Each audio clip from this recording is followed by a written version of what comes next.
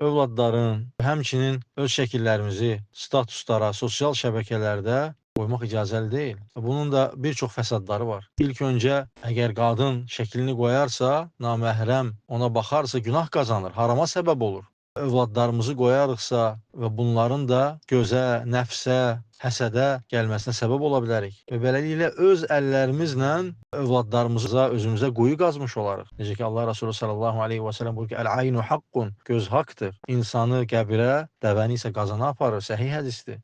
Başqa bir hədisdə Allah Resulü sallallahu aleyhi və səlləm buyurur ki, Allahın qəzə və qədərindən sonra insanlar ən çox gözdən ölürlər. Ona görə diqqətli olmalıyıq. Sosial şəbəkələrdə, statuslarda övladlarımızın, özümüzün, Allahın verdiyi nemətləri paylaşmamalıyıq. Əks halda özümüzə zülm etmiş olarıq. Övladlarımıza, nəfsimizə zülm etmiş olarıq və beləliklə nəfsə gəlmiş olarıq. Böyük fəsadlar verər. Ona görə bu əməllərdən çəkinməliyik və insanları da çəkindirməliyik.